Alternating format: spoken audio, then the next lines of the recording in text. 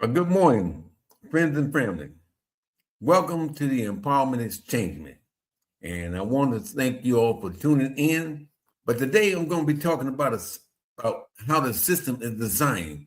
And the title is Designed by Design and How System Shapes Our Racial Outcome. And I'm your host, Clayton. And today we're going to be diving into a topic. It's not about emotion. I just need you to understand it. It's about history, it's about policies, and it's about the truth.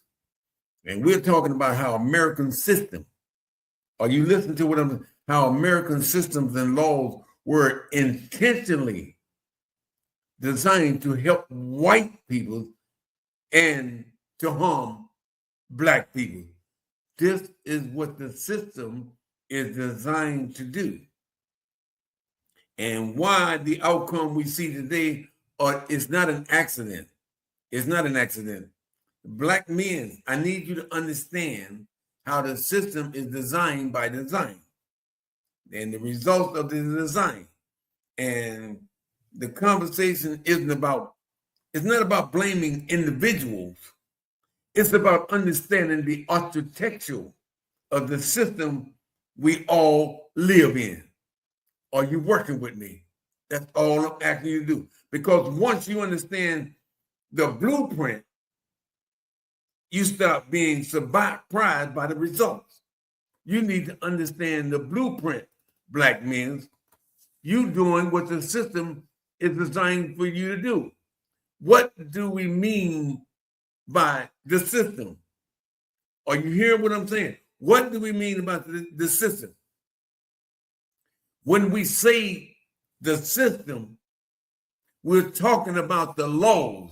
We're talking about the policies. We're talking about an institute that shapes our everyday life. We're talking about education, housing, policing, and voting. We're talking about healthcare, and we're talking about the economy. The system did not fall from the sky. Understand that. They were built by people for the most of the American history. Those people were white men protecting the white interest. Do you understand what I'm saying to you? How the system been designed to do what the system doing? I mean, let me give you some historical examples of the system built to advance the white American. I'm just going to show you how they built it. Before the Civil War, many states made it illegal to teach black people to read or write. It was illegal to teach them how to read and write. Why? They want to keep them ignorant. They want to keep them dumb. They want to keep them below their feet as if they are nobody. And that's the way a lot of white people think today. Why? Because literacy, when they didn't want them to learn how to read and write, because literacy is power. If you can't read, you can't vote. You can't you can't be recognized. You can't understand. You can't understand contracts and you can't challenge the institution. That was during the Civil War. And right now, I can't see a lot of shit change. I just need you black people to understand where I'm coming from is how the system is designed. And the effect didn't appear in 1865. Generations of black families started behind because the law forced them behind. I need you to understand. Now, let me get into something that most people don't understand. How many black people know what Jim Crow law is all about? How many of y'all know that Jim Crow law back then, the Jim Crow law in the South, it's just Jim Crow 101, whatever you want to call it. I mean, after slavery, I just want you to follow what I'm saying. The South created a new system, Jim Crow. The South created a new system called Jim Crow. These laws segregated schools, transportation, hospitals, neighborhood, everything. And guess what? The Supreme Court is at its best. And here's the key thing that I need people to understand. Separated but equal was never equal. White schools got more funding. White neighborhood got better infrastructure. White hospital got best equipment. The system was designed to produce an unequal outcome. When I went to school, still in the South, they gave us the old books that the white kids already drew in, but that was the only thing that we got the leftover. After they went through the 8th grade, we got the 8th grade book 4 years ago and keep passing them around. Drew in them, got faces, got the negative comments in it. And today, in the South, it's still the damn same. When you're saying equal but unequal, that might be, you need to process that. And what I want to talk about now is the housing discrimination. Let's talk about that. In the 1930s and the 40s, the federal government, they created a map. That map, it labeled the Black neighborhoods as high risk. This was called relining. Bank refused to give loans to Black families, even if they had good jobs. I need y'all to understand how the origin of this thing took place. And meanwhile, white families got low interest loans that allowed them to buy houses, to build wealth, and pass that wealth down, become a generational type of thing. And that's why today, the average white family has a 7 to 10 times the wealth of the average Black family. Let me say that again. And that's why today, the average white family has 7 to 10 times the wealth of the average Black family. Why? Because the white man is getting rich off the poor. The rich getting richer and the poor getting poor. People, we need to understand their history, what the system is designed to do what it's doing. What I'm saying to you, and that still shapes today, whether you want to believe that or not. Black students are more likely to attend an underfunded school, and they face harsher discipline and have fewer advantaged classes. So you see how the deck is stacked against us is designed by design. And who designed the white supremacy that hate Blacks, hate race, religion, sex, and national origin? Let's talk about Louisiana specifically. Let's talk about Louisiana. Let's bring this home to Louisiana. Let's bring it home, because our state has its own history of system designed disadvantage Black people. We talk about Louisiana. Let me give you another example. Voting restrictions in Louisiana after Reconstruction. After the Civil War, Black men in Louisiana voted in huge numbers. They held a lot of office. They shaped policies.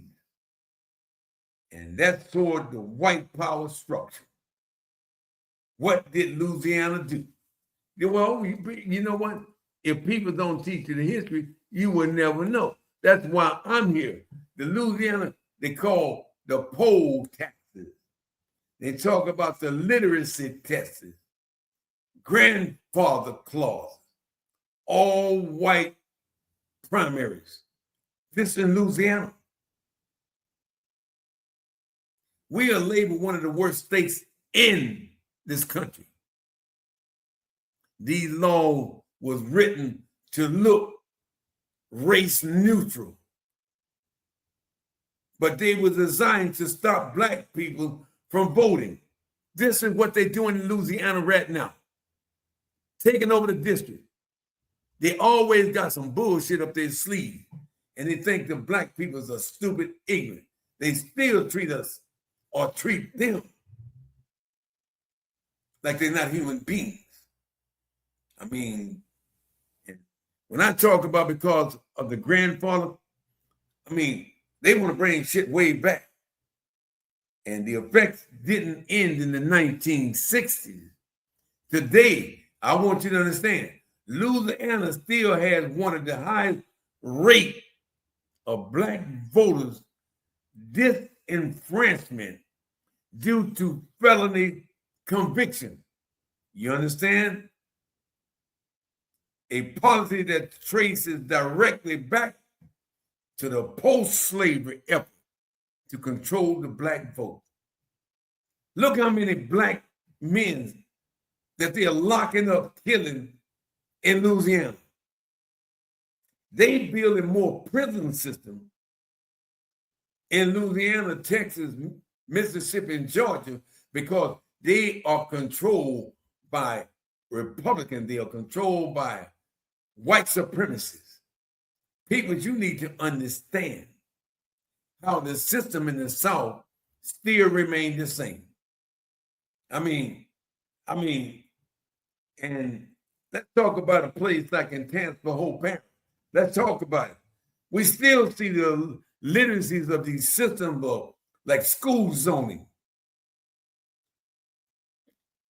policy, policing patterns, and economic development. Look around in Tangipahoa Parish. I mean, the system is not broken. We need to understand that. People, I'm talking about real talk. I'm talking real talk right now. People say the system is broken. For me, myself, and I disagree. The system is working exactly as it was designed. If the system consistently produces racial inequality, that inequality is not a glitch. It's a feature. You need to understand the laws, the cause, and the effect, black people. And once you understand that, we stop blaming ourselves. We stop blaming our kids. We stop blaming our community. We start blaming the design, how the system is designed. It's like you're playing against a stacked deck of cards. Nobody understands the deck except the people that produce the deck. You can't win because the system is designed to do what it's doing. And how do we begin to educate minority community? Well, that's a damn good question. We need to start teaching them about real history. You don't want to teach them nothing about white history. That's all they want to destroy black history to make the white man feel like he's the god of the world. We don't need to be recognized black people. They ain't done nothing. We don't need to talk about how we done raped and killed and how the black people done built America. No, we don't want them to talk. Let's talk about the good old boys. That's what we want to talk about. In the school, let's teach them about white supremacy. Why you want to take Black history out of school? Because I want to teach them about white history. Do you understand? Our kids need to be educated about our history. And we have to teach our people, we got to teach them the truth. We cannot hide behind the truth. Not the watered down version. Now, we don't want to talk about that. We want to talk about the truth. When you know the history, you understand the present. Are you working with me? That's all I'm asking you. I mean, build civic literacy. That's what we can do. Teach people how laws are made. If kids don't know how laws are made by white supremacy. Laws are made to protect only white people, and the laws are written to keep you under control of the white man. Do you understand? I'm not trying to come at you, but you need to teach people how laws are made and how school board work, how voting districts are drawn, and how budgets are decided.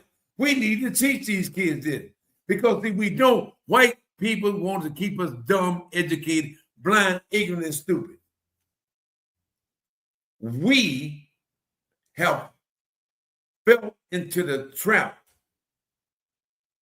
of what the system is designed for us to do.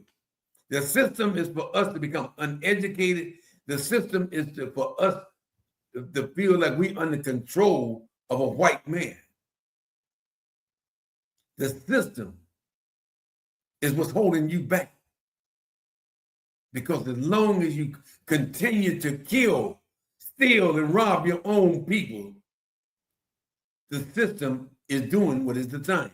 The system is designed for going to the poor neighborhood, make them sell drugs, make them drop out of school, make them build them a track record, build them some type of way that they can be locked up, the voting right.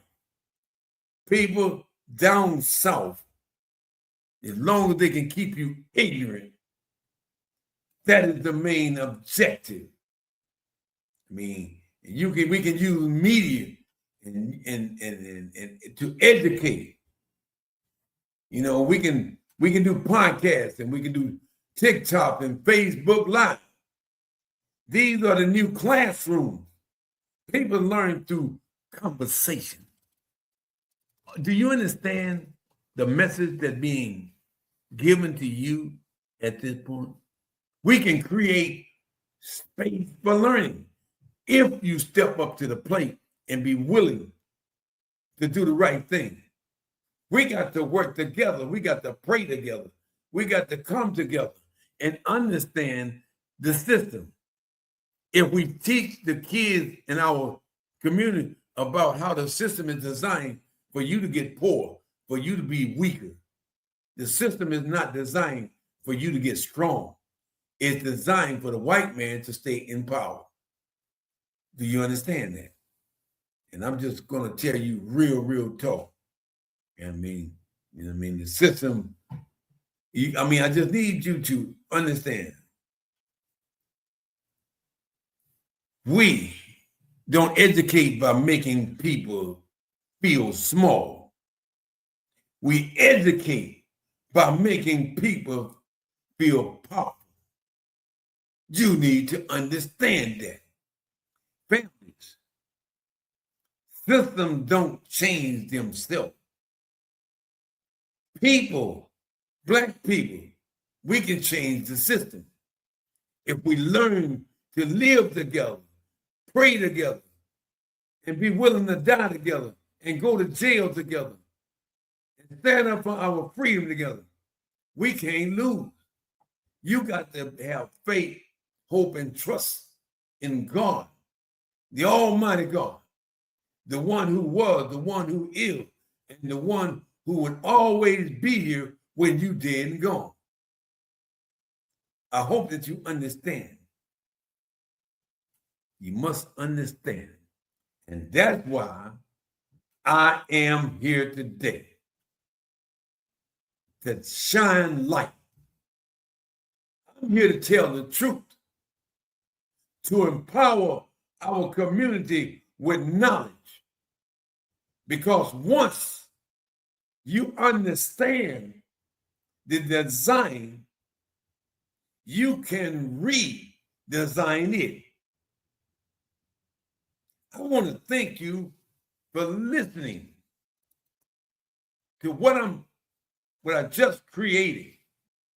And I want to say to all the American peoples out there, teach your kids about the way the system is designed. Teach your kids the system is designed to keep you under control of white people.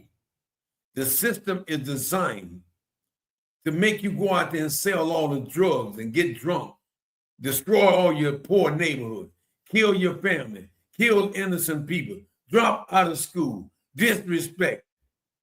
The system is designed to do what it's doing. If we, as Black people, minority people, don't wake up and smell the damn roses, the system is going to redesign. It's not to help you. The system is designed to protect white people and white peoples only. You look at your judges and all these things, all white. Look at your police forces under control of all white supremacy. Look at it in the South. The system is designed for white people to keep you under their control. And the system is designed for you to keep killing, keep degrading you Black women, keep murdering. Keep murdering. As long as you killing your own big dog, hey man, job well done. But when you start killing white men, that's when trouble began to start. I believe in myself, an eye for an eye. If you kill me, I'm going to kill you. I'm not going to sit up here and fear you because what the laws state for me to feel inferior and for you to feel inferior over me. That's not going to work with me. I'm a man just like you. I'm a child of God just like you. I fear no man. The only person that I fear is God and God alone. I'm willing to put my life on the line every day for what is right. I cannot allow the law to intimidate me. You shouldn't allow those laws to make you inferior. You need to understand how the system, how the white people have designed a system that protect them. Let me give you just one example. Then you can understand how the white supremacists think. Give you one example. A white man, fear of a Black man, can kill him on the spot. In these southern states, they call stand your grounds law. It's so many white men fear that their life is on the line. They got laws, stand your ground law. Now, if a Black man kill a white man, it is totally different. The white police officer can go out there and beat up the Black man, handcuff him. But they got laws that state resistance. You refuse to resist. You refuse resistance. That means that they can beat on you and do anything they want to. Why? Because they protected the white man. Do you understand how the system works? How the white legislatures and all the white people's in it. Now, one Black people's on the board. And now you understand how the system is that against you. I hope this make a difference. I hope that you understand the cause and the effect, how the system is designed for you to become poor. You give up your rights The system is designed to do that. But me and my co-host, we're going to keep you well informed about what you should and what you shouldn't do, what you need to be aware of as Black people. But I want to say this to every Black person out there. If you know what the system is designed to do, you may not do the things that you're doing. You may be able to understand, or you may be able to explain to your family, your relatives, and your children how the system is designed. The system is designed to help white people. The system is designed to control Black people. I said that to say this. Share this message. Share it. Educate.